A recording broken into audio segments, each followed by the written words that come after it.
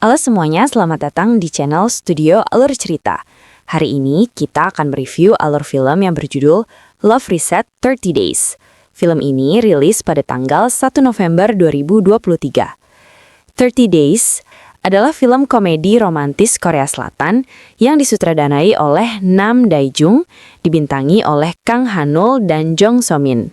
Film ini berkisah tentang pasangan yang menderita amnesia karena kecelakaan tak terduga 30 hari sebelum akhir pernikahan mereka. Cerita dimulai dengan memperlihatkan seorang pria yang bernama Noh Jung-yeol yang sedang mabuk dan terlihat frustasi. Dia bersama teman-temannya, Juani, Tak-ho, dan Ki-bae, si pemilik bar. Dikarenakan mantan pacarnya yang bernama Hong Nara akan melaksanakan pernikahannya di hari itu. Dia menyesal karena sudah putus dengan Nara. Beberapa saat kemudian dia berpikir untuk pergi ke pesta pernikahannya Nara untuk menjemputnya. Pada saat ingin berangkat dan membuka pintu, tiba-tiba Nara yang sudah berada di hadapannya disertai dengan kilat dan guntur, seperti di film-film horor, membuat Jung-yeol kaget bukan main. Ternyata Nara sudah datang terlebih dahulu untuk menemui Jung-yeol. Lalu Nara menyuruh Jung-yeol untuk membayar taksi yang menunggu di luar. Dia juga bertanya ke teman-temannya Jung-yeol, apakah dia benar-benar akan menjemputnya. Mereka pun mengiyakan perkataan tersebut. Setelah Jung-yeol kembali, dia berlutut sambil menangis dengan wajah yang sangat sedih. Nara hanya berkata, jangan sampai terlambat lagi. Lalu dia tersenyum. Keesokan harinya, dia menyuruh Jung-yeol untuk menemui ibunya yang bernama Suk-jong di sebuah restoran. Jung-yeol pun datang dengan memakai jas yang baru dia beli. Dan dia lupa mencabut label harga pada bajunya. Jung-yeol bertanya pada Nara, ibumu tidak akan menyiramku dengan air kan? Nara berkata kalau ibunya sangat baik seperti tante yang tinggal di sebelah rumah. Pada saat melihat ibunya Nara, Jung-yeol dengan wajah datarnya berkata, aku belum pernah melihat tante yang seperti ini di sekitar rumahku. Ibunya Nara berkata kalau dia ingin melihat sosok pria yang sudah membuat anaknya kabur dari pernikahannya dan mempermalukan keluarganya. Di saat ibunya Nara berbicara, datanglah seorang pelayan yang menuangkan air di sebuah gelas. Jung-yeol melirik ke gelas itu dan berpikir kalau tebakannya benar, ibunya Nara akan menyiramnya dengan air. Pada saat ibunya Nara mengambil gelas, Jung-yeol dengan sigap memasang wajahnya sambil meminta maaf pada ibunya. Ternyata ibunya Nara tidak menyiramnya dengan air, melainkan menyuruhnya untuk minum. Tetapi ibunya Nara melanjutkan pembicaraan, membuatnya tidak sempat meminum airnya. Ketika ibunya Nara mengambil tasnya dan memberikan Jung-yeol uang, tapi Jung-yeol menolaknya, karena dia berpikir ibunya Nara memberikannya agar Jung-yeol menjauhi Nara. Tetapi ibunya Nara malah memberikannya untuk segera membeli sebuah rumah baru. Jung-yeol kaget, dia menerima uangnya dan berterima kasih. Tetapi ibunya berkata kalau jangan senang dulu, kamu harus memenangkan hati Jenderal Hong. Yang ternyata itu adalah ayah Nara, seorang jenderal bintang 3. Ketika ayah Nara yang sedang marah kepada Jung-yeol, adiknya yang bernama Hong Nami, dia mengompori ayahnya dengan berkata kalau si bego ini, atau Jung-yeol, sudah menodai karir militer ayahnya yang sudah dia bangun selama 40 tahun. Dan yang terjadi ayahnya semakin berkobar, seperti ingin menelan Jung-yeol hidup-hidup. Seketika, Nara berkata kalau dia lebih mencintai Jung-yeol daripada ayahnya. Ayahnya terdiam dan masuk ke dalam rumah. Alih-alih bersedih, ayahnya kembali keluar dengan membawa senjata dan ingin menembaknya. Jung-yeol yang kaget seketika menutup matanya seakan-akan dia akan mati saat itu juga. Jung-yeol sangat berani, tetapi di saat yang sama,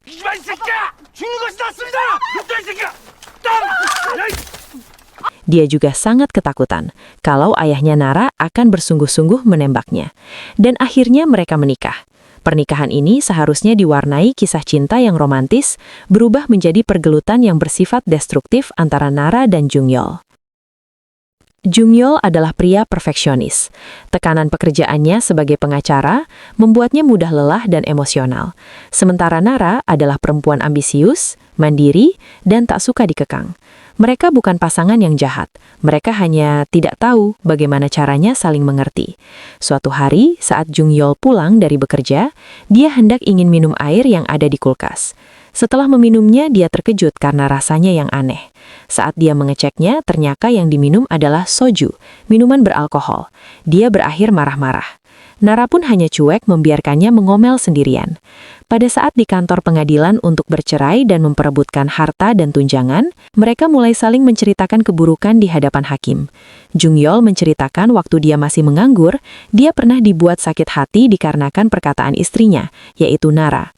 Waktu itu, Jungyol ingin meminta uang ke Nara untuk pergi ke pesta pernikahan adik dari teman Jungyol. Nara berkata, "Kenapa kamu yang mengurus adik teman sekelasmu? Kamu menganggur." Tanpa Nara sadari, dia membuat Jungyol sakit hati.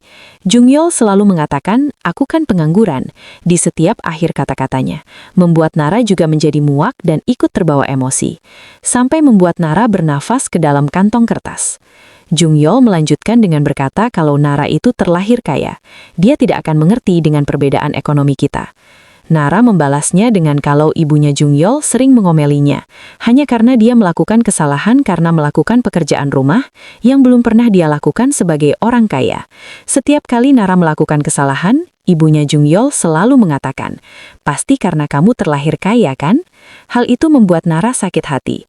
Tapi Jungyol di pengadilan membela ibunya dengan mengatakan kalau ibunya hanya khawatir dengan pernikahan mereka berdua, membuat staf di kantor itu menggelengkan kepala karena mendengar cerita aneh mereka berdua.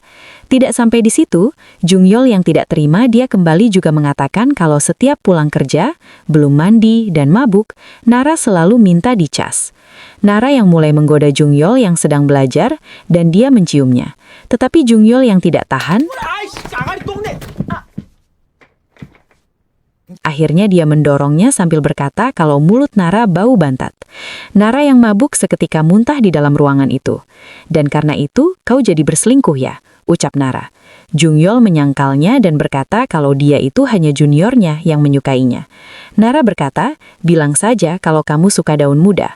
Hakim berkata kalau ketidaksetiaan itu penyebabnya, maka Nara akan memiliki keuntungan dalam pembagian harta dan tunjangan. Sambil tersenyum, Jungyol kembali mengatakan kalau yang selingkuh itu sebenarnya Nara. Dalam kejadian itu, Nara yang mabuk sedang curhat mengenai temannya yang dipecat dan menuduhnya kalau karena dialah temannya sampai dipecat. Yes. Dan Jungyol menambahkan katanya seharusnya menghajar dan membuat pria itu ompong. Nara mentertawakannya, karena dia tahu Jungyol tidak bisa bertarung. Jungyol kembali mengatakan kalau puncaknya, kenapa dia sampai ingin bercerai adalah ketika dia belajar sampai larut malam, karena besoknya dia akan mengikuti ujian advokatnya. Tetapi Nara yang datang membangunkannya, dan memberitahu kalau filmnya akan dibuat dan dia sudah menandatangani kontraknya. Jungyol yang terganggu memilih untuk tidur di tempat lain. Saat dia ingin berangkat ujian, dia melihat banyak asap di dalam rumahnya. Dia melihat sebuah panci yang terbakar hangus. Dia berusaha memadamkannya. Dan dia melihat Nara yang hanya tertidur pulas. Dia juga menegaskan kalau dia mengikuti ujian untuk mengambil gelar advokat. Semua dia lakukan demi Nara. Tetapi Nara yang selalu hanya memikirkan pekerjaannya. Namun Nara juga mengatakan kalau dia juga sudah menderita demi menafkahi Jungyol. Dan sudah menyia-nyiakan masa mudanya. Dan dia tidak ingin membuang-buang waktunya. Hakim pun bertanya kembali untuk memastikan, apakah mereka yakin untuk bercerai?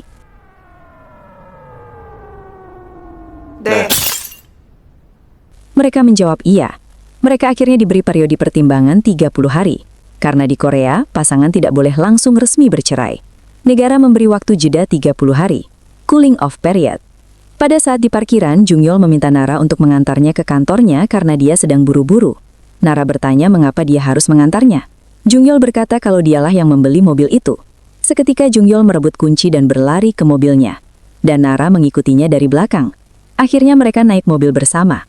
Di perjalanan, Nara bertanya kepada Jungyol, "Jika kamu punya pikiran untuk bercerai sejak lama, mengapa kamu menahannya sampai sekarang? Apakah kamu masih mencintaiku?" Nara bertanya dengan penasaran. Tetapi Jungyol berkata, dengan wajah kaku dia menjawab, "Kau membuatku ingin muntah." Nara berkata, "Cepat katakan dengan jujur kepadaku." Jungyol akhirnya mengejeknya, membuat Nara marah, dan mereka bertengkar kendali di dalam mobil.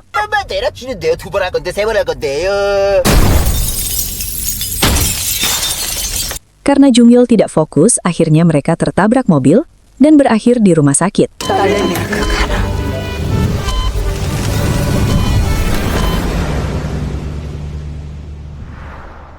Ketika mereka berdua sadar, Ibu Jungyol histeris melihat anaknya sudah sadar.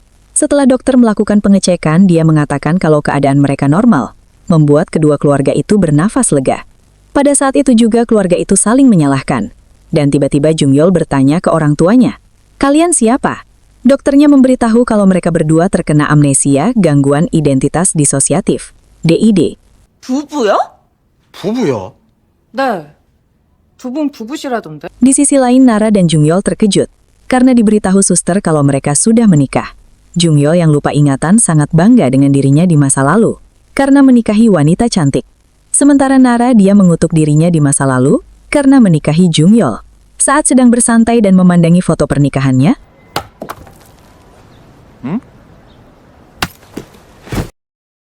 tiba-tiba sebuah batu melesat menghantam kepalanya membuat dia pingsan. Dan yang melakukan itu adalah orang tuanya sendiri. Dengan harapan ingatannya kembali, Jungyol kembali terbaring di kamar rumah sakit dengan wajah pasrahnya. Dokter berkata kalau mereka sudah boleh pulang ke rumah. Dan dokter itu menyarankan agar mereka tetap tinggal bersama di tempat yang sama sebelum mereka kehilangan ingatan mereka. Akan membantu memulihkan ingatan mereka. Dan jika mereka berada di lingkungan yang baru, itu hanya akan menghambat pemulihan mereka. Ibu mereka takut kalau mereka tinggal bersama, mereka akan jatuh cinta lagi. Saat di mobil, Ibu Nara menyuruh adik Nara untuk ikut tinggal di rumah Nara dan Jungyol untuk menghindari agar mereka tidak jatuh cinta lagi. Tapi Nami tidak ingin menjaga mereka berdua. Dia pun mengomel dan bertanya, mengapa mereka tidak dikirim ke rumah sakit jiwa saja? Bagaimana kalau mereka akan mengotori dinding dengan tai mereka? Ternyata Nara dan Jungyol juga berada di dalam mobil. Saat sampai di rumah, mereka semua terkejut dengan keadaan rumah itu yang berantakan dan tercium aroma busuk. Ibunya bertanya, apakah ini rumah manusia? Saat Nara melihat minuman yang banyak di atas meja, dia berkata kalau pantas saja dirinya di masa lalu minta cerati. Ternyata suaminya adalah seorang pemabuk. Dan Nami, adiknya, pun langsung menyelanya. Itu semua adalah minumanmu. Nara langsung mengubah kata-katanya. Pasti diriku sangat menderita sampai harus minum sebanyak ini. Jungyol yang meratapi foto perkawinan dia dan Nara sudah rusak. Dan Nara berkata kalau dia merasakan ada niat pembunuhan dalam foto itu.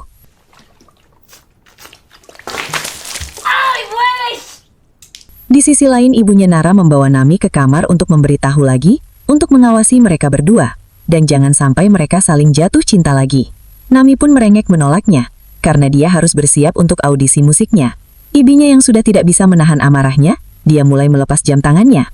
Karena Nami merasakan sesuatu yang berbahaya akan datang, dia pun dengan senyum di wajahnya, dia setuju dengan ibunya. Saat ibunya pergi, mereka mulai membersihkan rumah. Dan saat makan malam, Nami memberitahu lagi kalau mereka itu saling benci dan betapa mengerikannya rumah tangga mereka.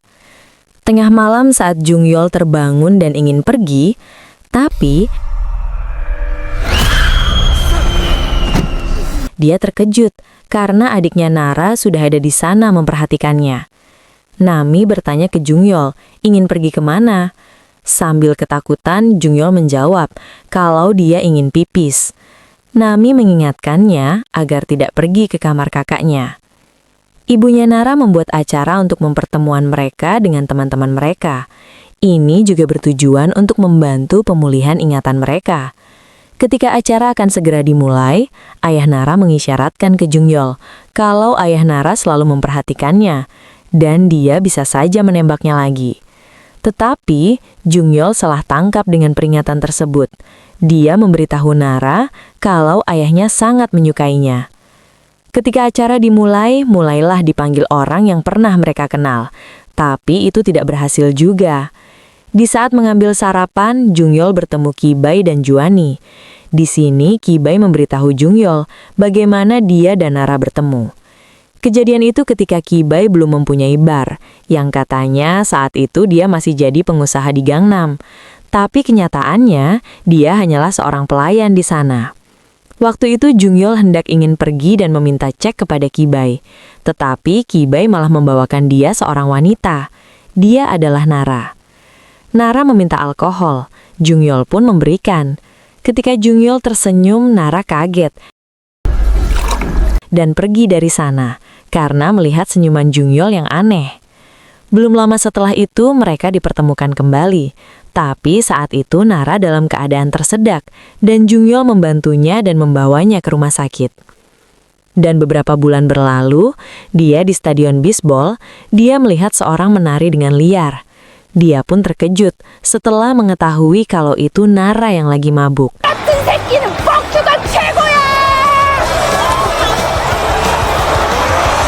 Karena dia baru saja diselingkuhi pacarnya.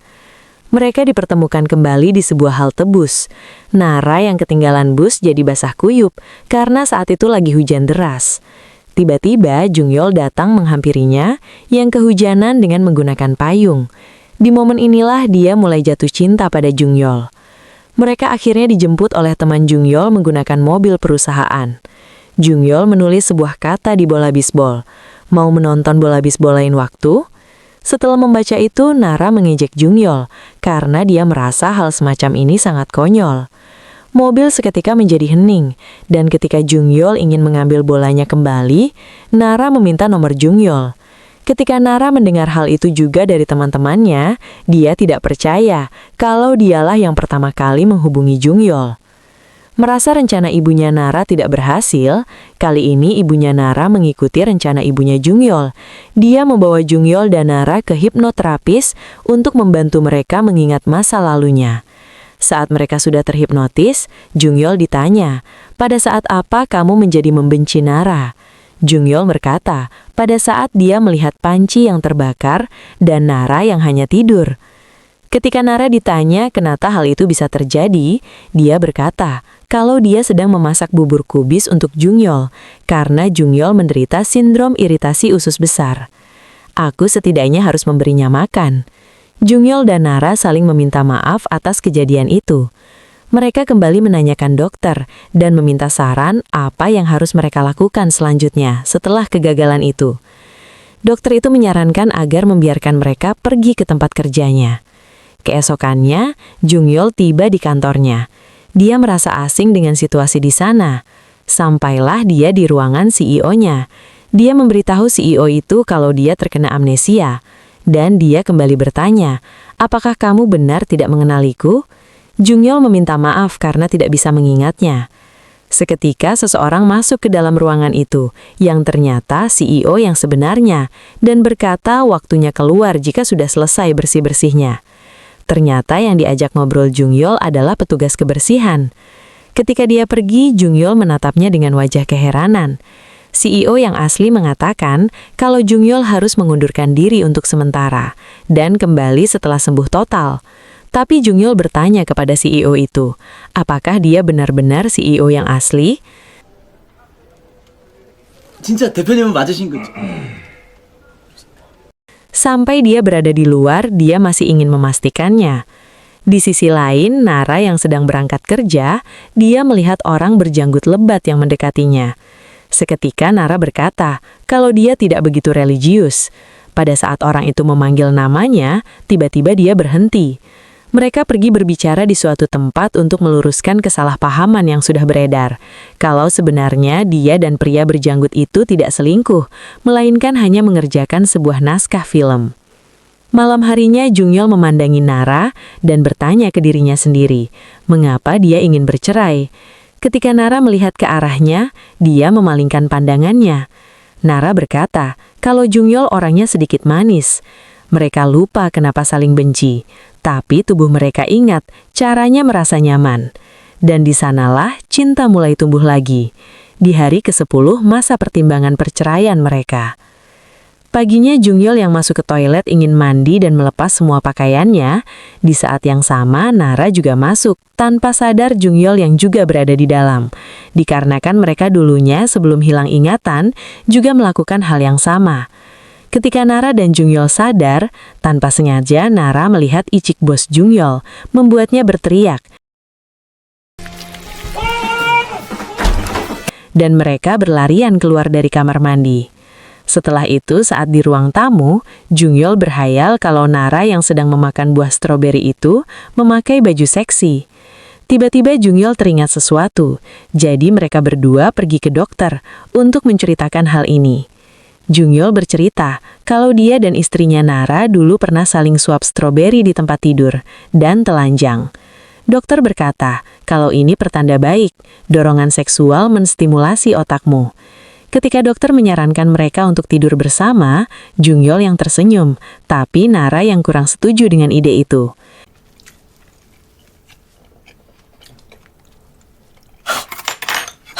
Malam harinya, Jungyol mengajak Nara untuk pergi nonton bisbol besok. Nara pun setuju untuk pergi bersamanya. Besoknya, mereka pergi memakai baju terbaik mereka. Hari itu Nara yang pergi duluan karena mereka tidak ingin ketahuan oleh adiknya. Ketika Jungyol yang keluar, dia beralasan kalau ingin membuang sampah. Dan Nami melihat baju Jungyol yang sangat rapi. Jungyol beralasan kalau dia ingin tampil berkelas di hadapan tetangga. Nami yang keheranan melihat tingkahnya. 이건 좀 과하네요.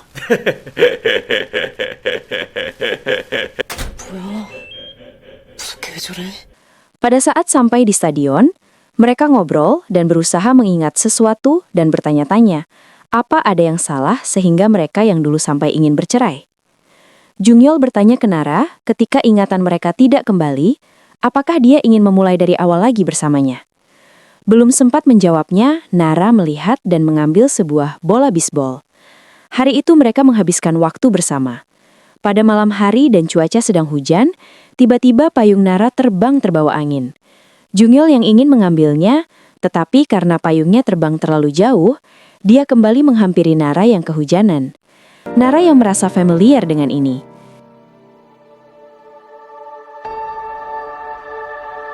Tiba-tiba mencium Jungyol. Tapi dia juga tiba-tiba menamparnya dan bertanya, apa yang kamu lakukan? Jungyol berkata kalau dialah yang menciumnya pertama kali. Seketika membuat Nara meminta maaf kepadanya. Setelah itu, mereka pergi ke bara milik Kibai. Dan tentu saja di sana ada teman-teman Jungyol dan Nara. Teman-teman mereka menyarankan mereka untuk berhenti bertengkar dan berbaikanlah. Jungyol dan Nara yang tidak ingat apa-apa dibuat keheranan. Teman-teman mereka juga menyuruh mereka untuk melakukan love shot. Tapi teman-temannya membuat keputusan yang salah.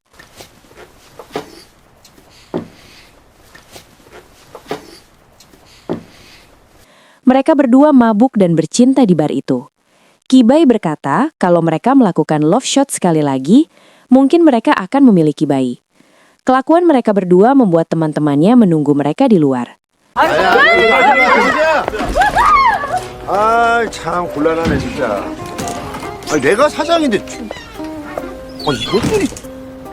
Pada pagi hari, Jungyol yang pertama kali sampai di rumah Nami bertanya, apakah kamu pergi mengejar truk sampah sampai ke tempat pembakaran? Ternyata Jungyol membawa teman-temannya ke rumah. Ketika Nami bertanya keberadaan kakaknya, dia berpura-pura tidak mengetahuinya. Dan Nara juga ternyata membawa teman-temannya. Nami yang menatap mereka dengan curiga. Hari itu mereka semua berpesta kecil-kecilan di rumah itu, dan Nami memberitahu ibunya apa yang mereka lakukan di sana.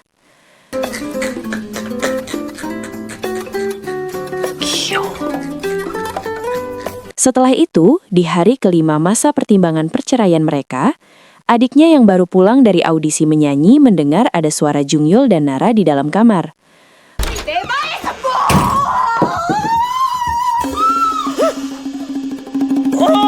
Pada saat dia membukanya, dia terkejut karena melihat Jungyol dan Nara yang sedang bercinta di sana. Seketika dia menelpon ibunya dan memberitahu kalau kakaknya sedang memperkosa Jungyol. Jungyol yang buru-buru keluar dari kamar tiba-tiba menginjak bola bisbol dan terjatuh membuat kepalanya terbentur di lantai.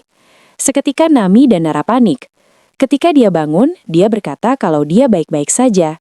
아니. 나 진짜 괜찮아. 나 진짜. 괜찮아. 나 진짜 아무렇지도 않아. Dan memberi Nami kartu ATM untuk pergi membeli apapun yang dia mau. Akan tetapi Nami bukannya senang. Justru dia dan Nara makin panik melihat kondisi Jungyol yang jauh dari kata baik-baik saja. 서재, 이거 들어. 자, 이거 들어. 저기 백화점 가. 아니. Jungyol kembali masuk rumah sakit. Ketika dia membuka matanya, Kibai bertanya ke Juani, apakah dia selalu membuka matanya? Mereka pun sadar kalau Jungyol sudah siuman. Dia pun bangun dengan tatapan kosong.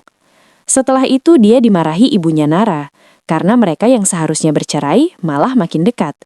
Nara yang ingin membela Jungyol tidak bisa berbuat apa-apa, karena ibunya sudah sangat marah. Dan ibunya Nara juga sudah mempersiapkan Nara untuk pergi belajar di luar negeri. Dan ini sudah mereka putuskan sebelum Nara hilang ingatan. Ibunya tidak tega melihat anaknya yang berjuang keras agar bisa hidup bersama Jungyol, dan dulu banyak yang menentang pernikahan mereka. Tapi asalkan Nara senang, ibunya menutup mata, telinga, dan menerima semuanya. Ibunya juga takut kalau ingatannya kembali, kejadian yang sama akan terulang. Pada malam hari, Jungyol yang baru pulang dari belanja, dia melihat Nara yang duduk menunggunya.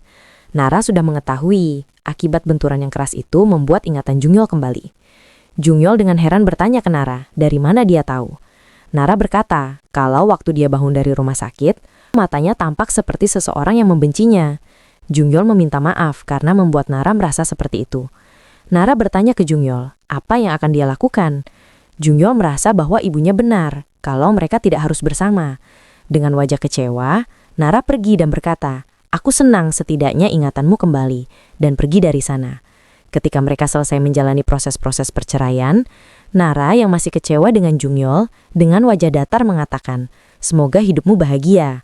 Ketika Jungyol sampai di rumahnya, dia merasa rumah itu menjadi sunyi dan terasa hampa. Rumah masih sama, tapi rasanya sudah bukan rumah. Ternyata, Nara juga menulis di bola bisbol yang dia temukan sebelumnya. Dia menulis, semoga kenangan kita tidak pernah kembali. Yang artinya, Nara tidak ingin berpisah dari Jungyol. Malam hari ketika Nara dan ibunya mempersiapkan pakaian untuk pergi ke luar negeri, ibunya melihat anaknya yang tampak sangat murung. Dan ayahnya yang berada di luar juga sedih karena salah satu putrinya akan pergi jauh. Besoknya, saat Jungyol juga yang berkemas akan pergi dari rumah itu, didatangi ibunya Nara dan memarahinya karena masih berada di rumah itu. Ibunya Nara juga memberitahu jadwal penerbangan Nara dengan sangat rinci. Seolah-olah dia berharap agar Jungyol lah yang pergi menjemput Nara di bandara. Malamnya, Ki Bae bertanya, apa kamu tidak ingin menjemputnya dan membawanya pulang? Jungyol berkata kalau dia sudah tidak bisa mendapatkannya lagi, karena sudah terlambat, mereka sudah mengecap dokumen perceraiannya. Tiba-tiba, Takhu yang selama ini diam, hanya menatap HP-nya, dia berbicara ke Jungyol. Apakah kau sudah melaporkannya ke kantor distrik? Jungyol berkata kalau dia belum melaporkannya, membuat teman-temannya yang lain terkejut karena melihat Takhu yang tiba-tiba berbicara. Karena dia sudah selesai dengan kripto, semua uangnya telah hilang. Ki Bae menyuruh Jungyol untuk menutup matanya dan bayangkanlah masa-masa indah saat dia bersama Nara.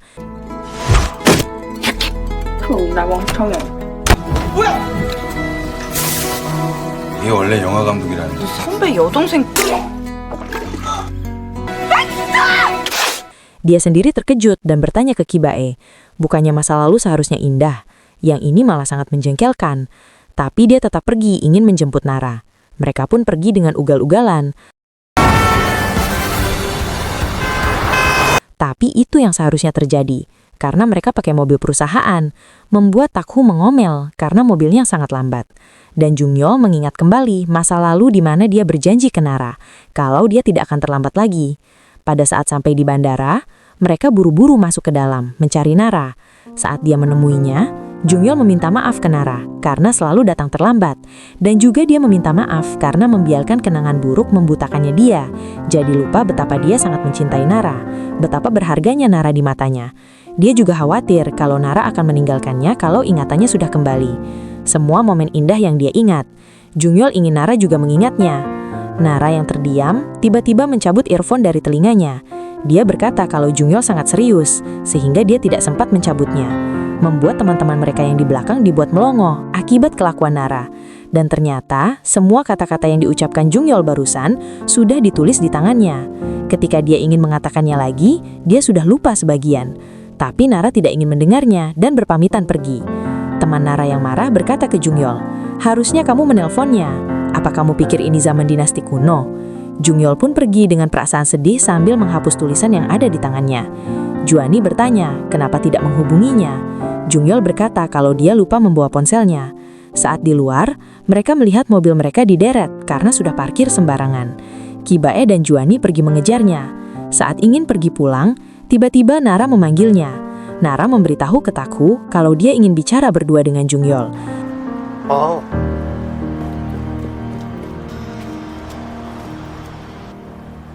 넌 왜 다시 돌아왔어? Jungyol bertanya, kenapa Nara kembali? Dengan nada yang keras. Nara yang memperlihatkan kalau di telinganya tidak ada earphone. Nara berkata kalau dia lupa melaporkan perceraian mereka.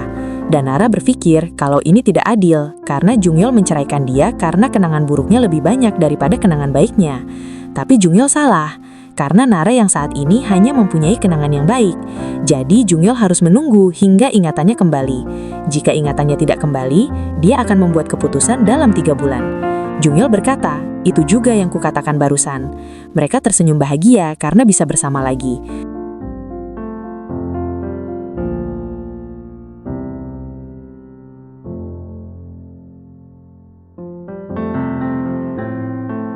Terlihat kalau Ibu Nara juga berada di sana dan tersenyum bahagia karena melihat anaknya bahagia.